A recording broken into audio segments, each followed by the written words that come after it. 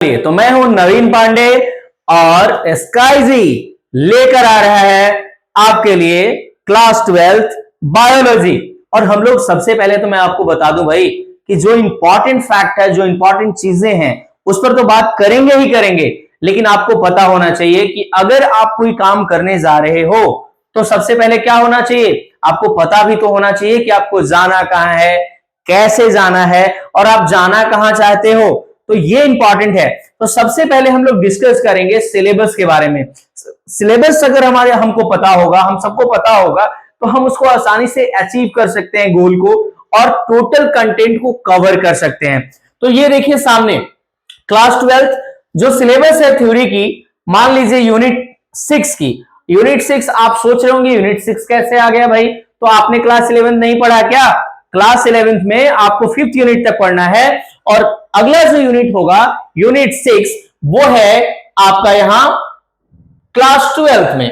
Okay, तो सबसे पहले मैं आपको एक बात बता दूं कि जो इंपॉर्टेंट चीजें हैं, जैसे आप देख सकते हो कि यूनिट जो है हमारा कितना मार्क्स का है, और ये भी इंपॉर्टेंट है कि कितने कितने मार्क्स में डिवाइड किए गए हैं चैप्टर्स को, और उसके अकॉर्डिंग आप उस पर मेहनत करें, उनके इंपॉर्टेंट चीजों को जानें, क्योंकि अब समय बहुत कम बच गया है और हम लोग पढ़ाई तो करेंगे ही करेंगे, उसके साथ साथ प्रैक्टिस सेशन भी मैं आपको करवाने वाला हूं।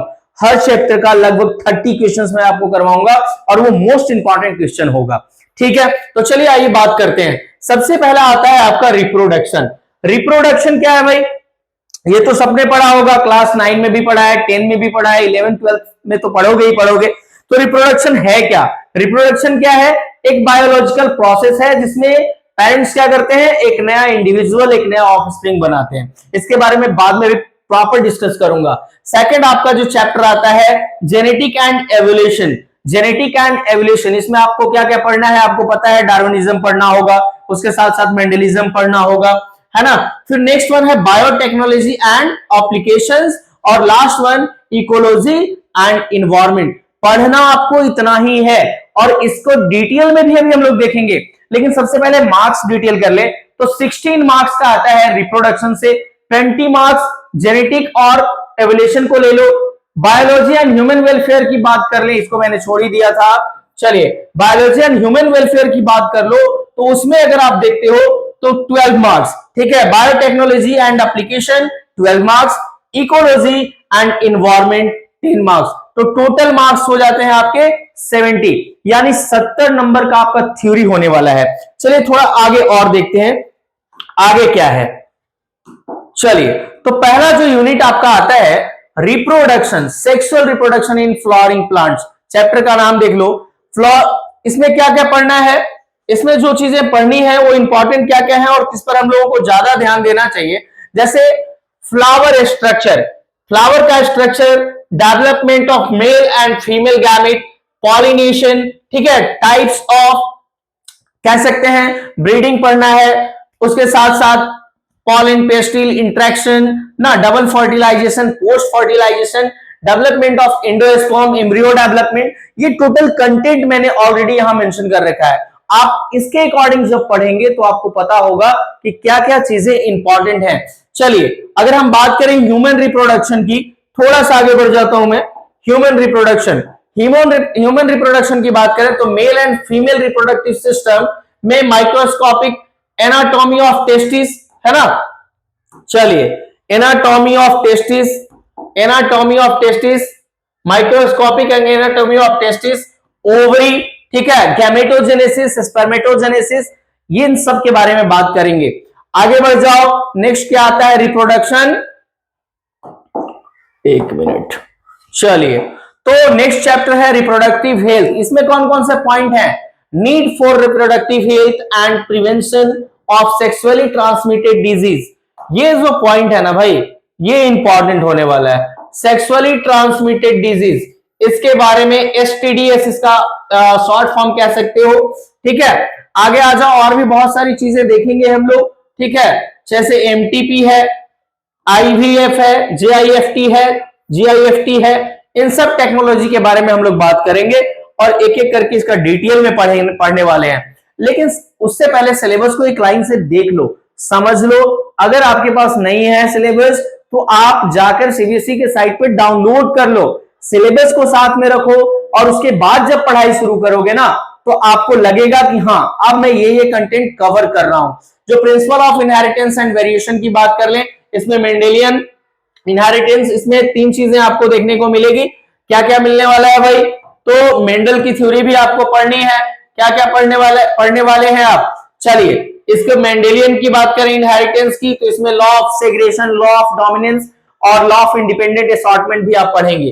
ठीक है, उसके बाद सेक्स लिंक, ये देख लीजिए इनहेरिटेंस के लिए, हिमोफेलिया, कलर ब्लाइंडनेस ना, और क्या है मेंडेलियन डिसऑर्डर इन ह्यूमंस, ये टोटल हम लोग कवर करेंगे। ठीक है, इन सब को कवर करने वाला हूं। और इसके साथ साथ देखिए molecular basis of inheritance, genetic material DNA की बात कर ले, स्ट्रक्चर ऑफ डीएनए, ये लगभग आप इसको यूं समझ लो कि ये इंपॉर्टेंट है। स्ट्रक्चर ऑफ डीएनए अच्छे से समझना है, आरएनए समझना है। उसके बाद क्या पढ़ना है भाई? डीएनए पैकेजिंग पढ़ना होगा, डीएनए रिप्लिकेशन, सेंट्रल डोग्मा। ये पॉइंट ऐसा है, मैं जब 11th में था ना भाई तो सेंट्रल डोग्मा करके एक बार आया था, ये बहुत ही इंपॉर्टेंट पॉइंट, बड़ा अच्छा था, बहुत कुछ खास नहीं है बट ऐसा एक नाम जो है हाईलाइटेड हो चुका है तो वो जो है बार बार रिपीट होते रहता है। चलिए, नेक्स्ट जो चैप्टर हमारा है वो क्या है? तो एवोल्यूशन। उसके साथ साथ यूनिट 8 की बात करें तो biology and human welfare, chapter 8 की बात करें ह्यूमन हेल्थ एंड डिजीज की बात करें, यहां आपको देखना होगा पैथोजेंस जैसे parasite causing human disease, malaria, dengue, chikungunya, filaria और ascariasis, typhoid, pneumonia, common cold. Common cold तो जानते हो ना, राइनोवायरस के कारण होता है। ठीक है, स्टेफाइलोकोकस निमोनिया के कारण निमोनिया होता है। ठीक है, चलिए, इसके बाद हम लोग एचआईवी एड्स और एडोलेसेंस ड्रग एंड एक चीज अल्कोहल अब्यूज भी पढ़ेंगे। ठीक है, सबके बारे में थोड़ा थोड़ा हम लोग पढ़ेंगे, लेकिन सबसे पहले सिलेबस को आप लोग डाउनलोड कर लोगे और सिलेबस के अकॉर्डिंग ही पढ़ाई शुरू करनी है। जैसे तैसे अंदाजी पढ़ने का जो तरीका है या पढ़ाने का जो तरीका है लोगों का, वो बहुत ही खराब होता है, क्योंकि आपको लगता है आप बहुत पढ़ रहे हो और रिजल्ट क्या हो रहा है? रिजल्ट हो ही नहीं रहा है। तो वैसा काम नहीं करना है, हमें वो करना है जो जेन्युइन इंपॉर्टेंट है और अभी कम समय में हम उसको कवर करने वाले हैं। चलिए, तो आ जाते हैं सबसे पहले, पहला जो हमारा चैप्टर है यहां से शुरू करेंगे हम लोग ना, और क्लास 10 में आपने पढ़ा भी होगा, तो रिप्रोडक्शन से शुरू करते हैं और उसके बाद 1 बाय 1 हम लोग टॉपिक को कवर करेंगे। चलिए, रिप्रोडक्शन, एक मिनट, चलिए भाई शुरू करते हैं।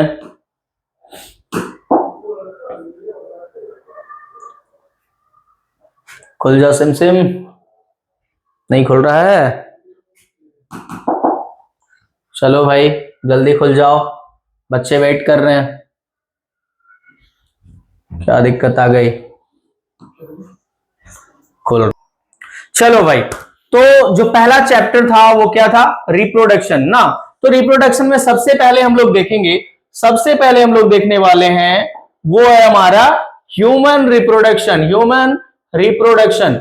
ये बहुत ही इंटरेस्टिंग टॉपिक है, क्लास 10 में ज्यादातर बच्चे इसी को पढ़ने के लिए स्कूल भी आते हैं, क्योंकि ड्यूरिंग द एडोलेसेंस उसमें क्या होता है? अट्रैक्शन होता है, लोग अट्रैक्ट होते हैं और जानने की जो क्षमता है, क्यूरियोसिटी होती है ना, वो बहुत हाई लेवल पे होती है। इसीलिए इसको एडोलेसेंस को स्ट्रॉम एज भी बोला गया है, आंधी और तूफान की अवस्था। ओके, कुछ कर गुजरने का जो जज्बा होता है वो इसी एज में होता है और आप में है। तो आइए मिलके हम लोग कुछ बेहतर करेंगे। तो पहला जो हमारा चैप्टर था वो था रिप्रोडक्शन, और रिप्रोडक्शन में जो पहला पॉइंट मैं लेके आया हूं वो है हमारा ह्यूमन रिप्रोडक्शन। तो सबसे पहले जाने की रिप्रोडक्शन है क्या? रिप्रोडक्शन जो है एक बायोलॉजिकल प्रोसेस है। ओके, उसमें क्या होता है? एक पेरेंट जो है अपने जैसा एक सिमिलर इंडिविजुअल या कह लो कि ऑफस्प्रिंग, हिंदी में कह लो तो एक बच्चा को जन्म देता है जो उसके जैसा होता है, उसके जैसा ही दिखाई देता है। अब बात आती है कि रिप्रोडक्शन कितने प्रकार का होता है? तो रिप्रोडक्शन 2 टाइप्स के होते हैं। पहला होता है एसेक्सुअल रिप्रोडक्शन, पहला क्या होता है भाई, चलो यहां पे ही हम मार्क कर ले, कुछ लिख दे। फर्स्ट जो होता है एसेक्सुअल और सेकंड जो होता है सेक्सुअल रिप्रोडक्शन। ये दो रिप्रोडक्शन होते हैं। तो एसेक्सुअल के लिए अगर हम बात करें तो वहां पे सिंगल पेरेंट की जरूरत है। सिंगल पेरेंट जो है वो न्यू इंडिविजुअल या ऑफस्प्रिंग को क्या कर सकता है, बना सकता है। एग्जाम्पल के लिए बहुत सारा एग्जाम्पल है हमारे पास। जैसे एग्जाम्पल अगर हम अमीबा को देख लें, प्लाज्मोडियम को देख लें, इसमें क्या होता है, अमीबा में बाइनरी फ्यूजन होता है। अगर हम प्लाज्मोडियम की बात करें तो वहां मल्टीपल फ्यूजन होता है। ऐसे बहुत सारे सेक्सुअल रिप्रोडक्शन के क्या है, मेथड है। जैसे आप वेजिटेटिव प्रोपेगेशन की बात कर लीजिए, स्पोर फॉर्मेशन, बर्डिंग ना, ये सब क्या है, मेथड है किसके, एसेक्सुअल रिप्रोडक्शन के। हम लोग बात करने वाले हैं सेक्सुअल रिप्रोडक्शन। हम लोग क्या बात करने वाले हैं, सेक्सुअल रिप्रोडक्शन का।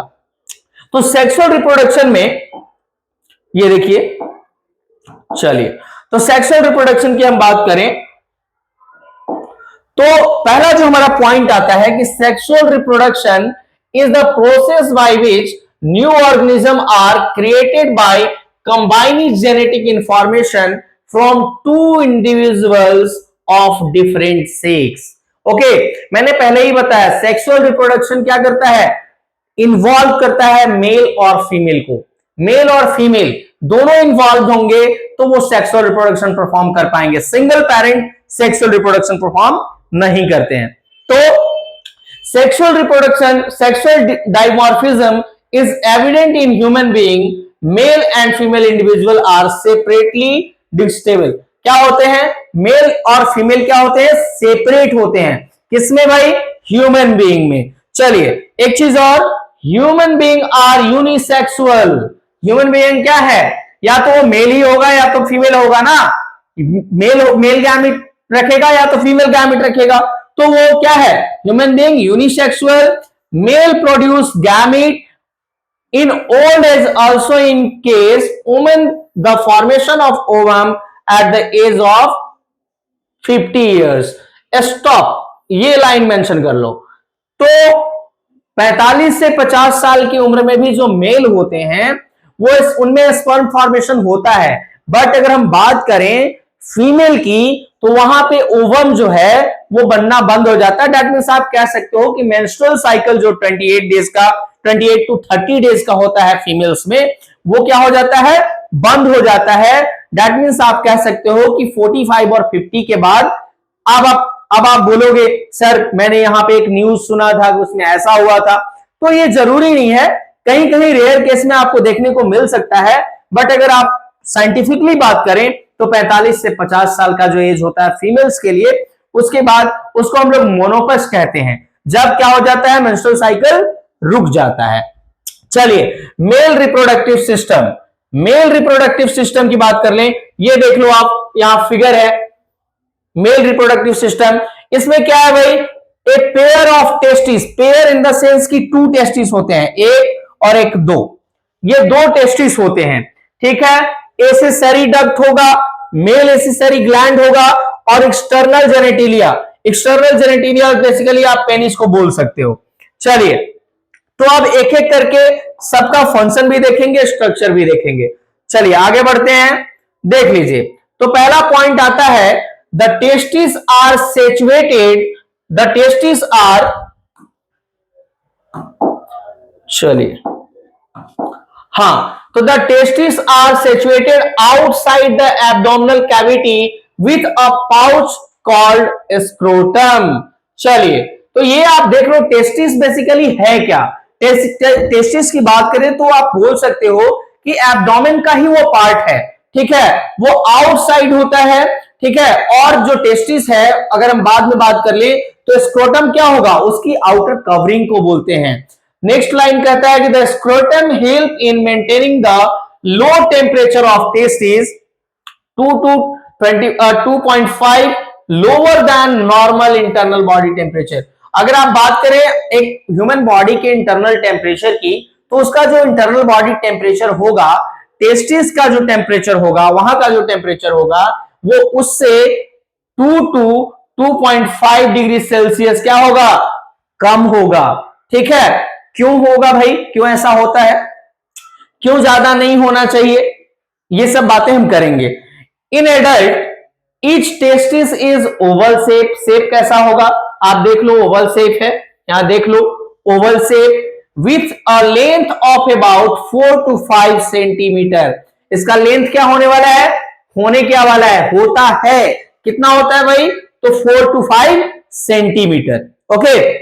And width about 2 to 3 centimeter. The testis is covered by a dense covering. एक dense covering होता है and each testis has about 250 compartment called testicular lobules. और इन्हीं testicular lobules में क्या होता है, चलिए आगे देख लेते हैं।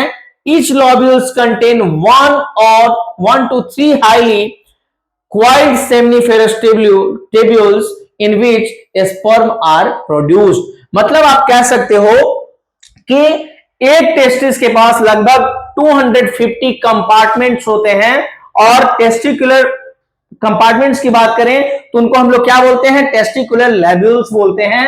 और इस लैब्यूल्स कंटेन 3 हाईली क्वाइल्ड, जो तीन जो है हाईली क्वाइल्ड जो होते हैं उनके पास सेमिनिफेरस ट्यूब्यूल्स होते हैं, जो क्या करते हैं, sperm in which sperm are produced, जहां पे क्या होते हैं, स्पर्म प्रोड्यूस होता है। चलिए आगे बढ़ते हैं, थोड़ा सा देखते हैं सेमिनिफेरस ट्यूब्यूल्स क्या है। चलिए ये देख लीजिए ये देखिए डायग्रामेटिक प्रेजेंटेशन भी है, ये देखिए diagram sectional view of seminiferous tubules. ये सेक्शनल व्यू है, एक कह सकते हो आप टीएस कह सकते हो या लॉन्गिट्यूडिनल सेक्शन बोल सकते हो, ठीक है। ये कंफर्म ऐसे मैंने मेंशन नहीं किया है, बट ये एक टीएस है मान लो। चलो तो सेमिनिफेरस ट्यूब्यूल्स की बात करें तो this is the site where sperm are produce. ये वो जगह है जहां से क्या होता है, स्पर्म बनते हैं, ठीक है। इस seminiferous tubules is line on its inside the 2 types of cell called, क्या बोलेंगे उनको, तो मेल जर्म सेल्स। क्या बोलेंगे, मेल जर्म सेल्स। इनको हम लोग स्पर्मेटोगोनिया भी कहते हैं। दूसरा क्या होगा, सर्टोली सेल्स। इसको और क्या कहते हैं, इसको नर्स सेल के नाम से भी जाना जाता है। चलिए, the male germ cells undergoes meiotic division finally leading to sperm formation while Sertoli cell provide nutrition the germ cells। अब ये समझ लो कि the germ cell undergo meiotic division finally leading to sperm formation, यानी आप कह सकते हो कि जो स्पर्मेटोगोनिया है, जर्म सेल है, वो स्पर्म फॉर्मेशन कर लेते हैं और उनको नरिशमेंट करने का काम नर्स का है। ऐसे नाम से भी आप समझ सकते हो नाम से भी याद रख सकते हो, नर्स का काम क्या होता है, नर्स का काम होता है देखभाल करना।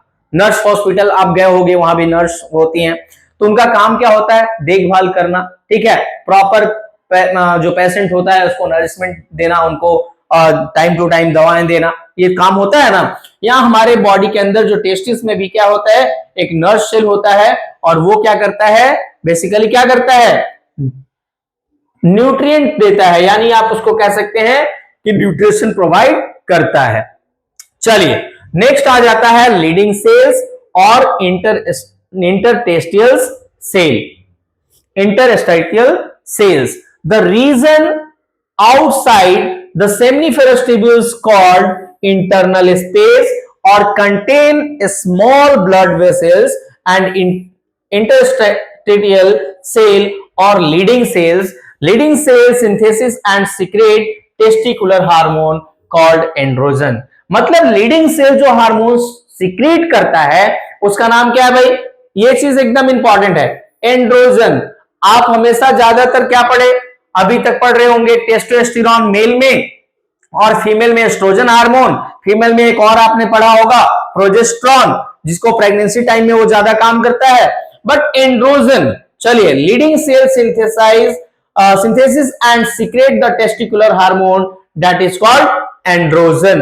कभी कभी देखिएगा मेल हार्मोन और फीमेल हार्मोन में मेंशन होता है, बट टेस्टोस्टेरोन वहां पे नहीं होता है, वहां पे मेंशन रहेगा एंड्रोजन। आप कंफ्यूज नहीं होना चाहिए, आपको समझना है कि लीडिंग सेल्स जो होते हैं वो सिंथेसिस करते हैं किसका, एंड्रोजन हार्मोन्स का, और ये एक मेल हार्मोन है, ठीक है, ये क्या है, मेल हार्मोन है। चलिए आगे बढ़ते हैं। ओहो,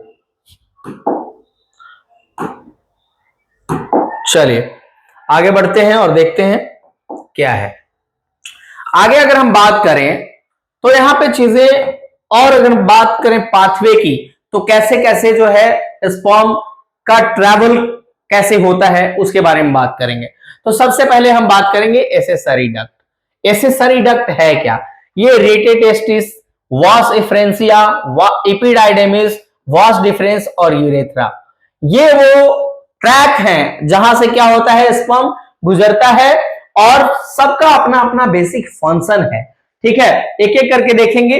चलिए, the सेमनिफेरस tubules of the testis open into वास एफ्रेंसिया, कहां खुलता है भाई, सेमनिफेरस ट्यूब्यूल्स वास एफ्रेंसिया में खुलता है, थ्रू द रेड टेस्टिस, और किसके थ्रू, तो रेड टेस्टिस के through. Second point, the vas efferentia leave the testis and open into epididymis located along the posterior surface of the each testis। posterior surface of the each testis पे आप कह सकते हो कि epididymis में vas efferentia जो है वहां से the vas efferentia leave the testis ना, वहां से छोड़ता है, और the epididymis lead to vas deferens that ascend to abdomen and loop over the urinary bladder। चलिए, तो ये जो लाइंस मेंशन है आप इसको ध्यान से देखेंगे, पढ़ेंगे, समझेंगे, जहां भी डाउट होगा उसको आप क्लियर करेंगे, आप पूछेंगे कमेंट सेक्शन में, बताएंगे कि कहां क्या है। ऐसे मैं थोड़ा फास्ट चल रहा हूं क्योंकि प्रॉब्लम यह है कि मेरे पास अब टाइम बहुत कम है और हम लोगों को ज्यादा से ज्यादा चीजें कवर करनी है। तो जो जो इंपॉर्टेंट है क्लास 10 में तो आपने पढ़ा ही होगा, मेल रिप्रोडक्टिव सिस्टम, वहां टोटल आपने पढ़ा होगा कि कैसे कैसे जो है वो ट्रांसफर होता है, कैसे कैसे जो है वो, यहां देखिए, यहां भी मैंने मेंशन कर दिया है, वैसे ये कोई बड़ी चीज नहीं है, ठीक है। तो पहले देख ही लीजिए, थोड़ा सा देखना है तो देखिए। तो सबसे पहले क्या होगा, सेमनिफेरस ट्यूब्यूल्स, यहां रेड टेस्टिस से यहां कैसे आने वाले हैं, यहां कैसे आता है भाई, ये देख लो, पहले रुक जाओ, चलो जब चल ही रहे हैं तो क्लियर करते हैं। सबसे पहले यहां से देख लो,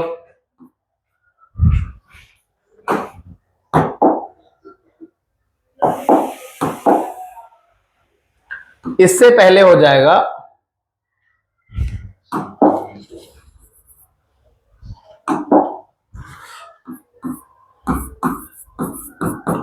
रेड टेस्टिस, ओके डन।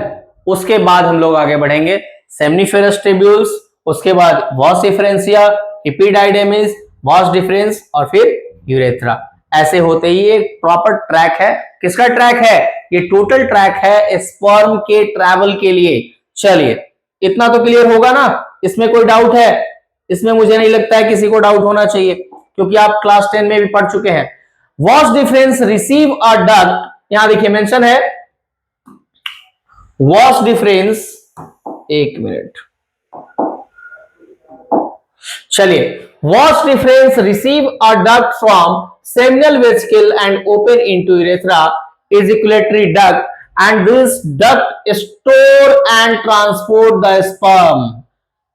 कौन सा डक्ट, ejaculatory duct, इसका काम क्या है, ये डक्ट स्टोर करता है and transport the sperm from the testis to the outside through the urethra. यानी आप कह सकते हो कि जो इजैकुलेटरी डक्ट है वो क्या करेगा, स्टोर करके रखेगा और फिर क्या करेगा, ट्रांसपोर्ट करेगा, किसका, स्पर्म का, from testis to outside the urethra, urethra से बाहर करेगा, ठीक है। The urethra originate from the urinary bladder and extend through the penis to external opening and called urethral meatus।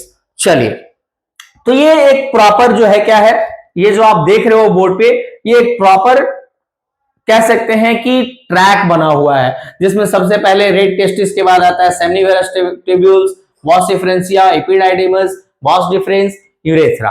Okay, इतना समझ में आया? इतना समझ में आ गया है? अगर आ गया है तो आगे बढ़ते हैं। चलिए, function of the male accessory duct, अगर आप फंक्शन की बात करें, चलिए, कहता है कि the store and transport the sperm, the store, चलिए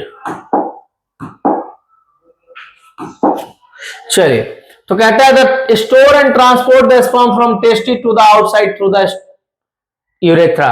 ये फंक्शन किसका है? ये फंक्शन है एसेसरी डक्ट का। अगर मेल एक्सटर्नल जेनेटिलिया की बात करें, मैंने पहले ही बताया था male external genitalia generally penis को बोलते हैं, तो पेनिस की बात करें तो the penis is the male external genitalia, it is made up of special tissue that help in erection of the penis of facilitate insemination. The enlarged end of penis called the glans penis is covered by large fold of skin called foreskin.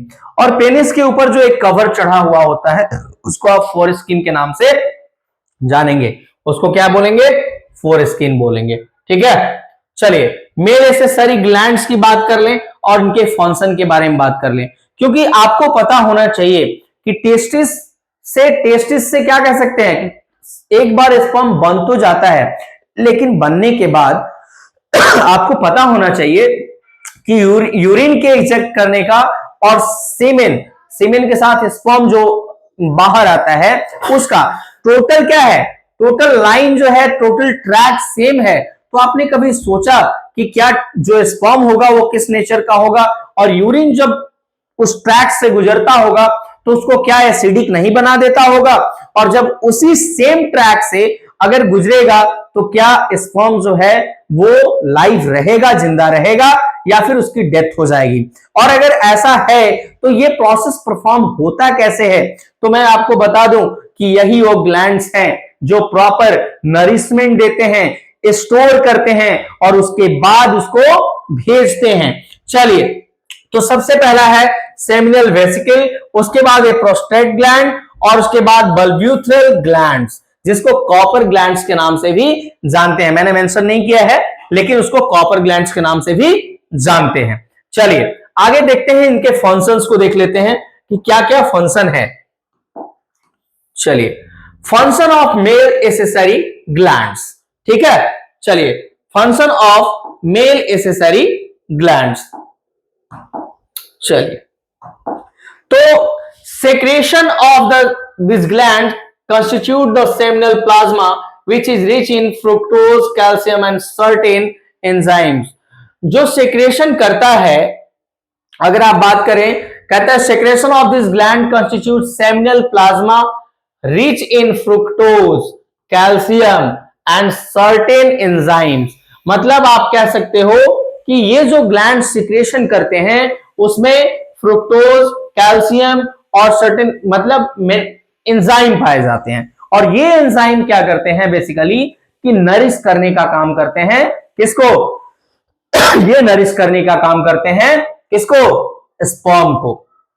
Next line, the secretion of bulbourethral gland also help in the lubrication of the penis. ये lubricate करने में, lubrication of penis में help करता है। कौन सा gland है भाई? तो वो बल्ब्यूथरल ग्लैंड्स है। नेक्स्ट है seminal plasma, when it mix in with sperm it is said to be semen. और जब सेमिनल प्लाज्मा इसमें मिक्स होता है तब इसको हम क्या बोलते हैं? स्पर्म के साथ मिक्स होता है तब हम लोग इसको क्या बोलते हैं? सीमेन बोलते हैं। क्या बोलते हैं? सीमेन बोलते हैं। ओके, तो ये था आपका proper male reproductive system. Okay, इसमें अगर किसी को भी डाउट है भाई तो पूछ लो। चलो थोड़ा फिगर के पास चलते हैं और यहां से भी मैं आपको एक बार डिटेल बता देता हूं कि क्या क्या चीजें यहां जानना जरूरी है। चलिए, तो यहां देख लीजिए, फिगर देख लीजिए आप अच्छे से। ये देखिए फोरस्किन जिसकी बात मैंने की थी,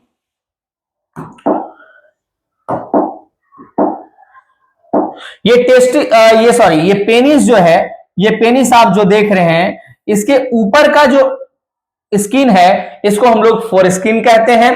अगर हम लोग ग्लैंस पेनिस की बात कर लें तो ये रहा आपका, जब फोरस्किन को आप बाहर ऊपर पीछे की ओर करेंगे तो आपको ग्लैंस पेनिस दिखाई देगा। चलो भाई, तो ये तो आपको मैंने टोटल डिटेल थ्योरी तो बता दिया। अब ये समझ लो कि ये प्रोसेस हो कैसे रहा है। तो ये आपको प्रॉपर मैं दिखा रहा हूं कि ये है आपका मेल रिप्रोडक्टिव सिस्टम का फिगर। और मैंने जैसा कि बताया कि ये जो पेनिस के ऊपर जो कवरिंग है उसको हम लोग फोरस्किन बोलते हैं। क्या बोलते हैं? अगर दिखाई नहीं दे रहा हो तो देख लो फिर से, फोरस्किन।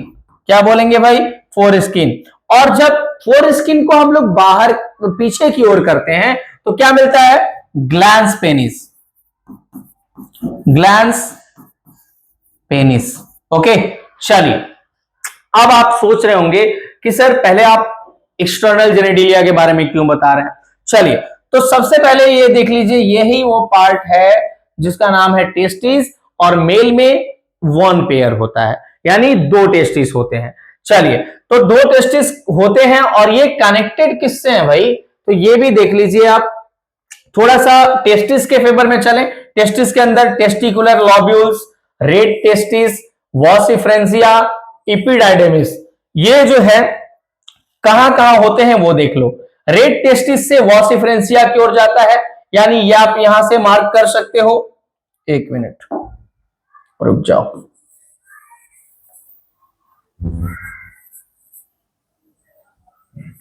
चलो, अभी जो हम लोगों ने देखा था पाथवे, वो आपको मैं यहीं पे दिखा देता हूं। चलिए, तो सबसे पहले हम लोगों ने क्या देखा था? Red testis. उसके बाद क्या था? वॉसिफ्रेंसिया था ना? तो हम लोग क्या करेंगे, ये देख लीजिए, ये कैसे कनेक्टेड है। इसको बोलते हैं वॉस डिफरेंस, जिससे क्या है? टेस्टिस जुड़ा हुआ होता है ना? ठीक है। अगर आगे की बात करें तो यहां से होते हुए सबसे पहले रेड टेस्टिस से होते हुए वॉसिफ्रेंसिया, और वॉसिफ्रेंसिया से इपिडाइडिमस से होते हुए वॉस डिफरेंस की ओर ये बढ़ता है। कौन बढ़ता है? स्पर्म बढ़ता है।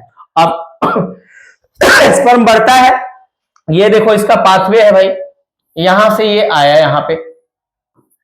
अब यहां पे देख लीजिए मेंशन है सेमिनल वेसिकल, और उसके बाद देख लीजिए प्रोस्टेट ग्लैंड, बल्ब्यूथरल ग्लैंड। ये वही ग्लैंड है जो क्या करते हैं? किसको नरिश करते हैं? स्पर्म को नरिश करते हैं। और स्पर्म के नरिशमेंट के बाद ये यहां पे देख लीजिए स्पर्म नरिशमेंट होता है, उसके बाद जो है ये यूरेथ्रा के थ्रू कहां आते हैं? बाहर की ओर आते हैं। स्पर्म दिखता कैसा है ये देख लो।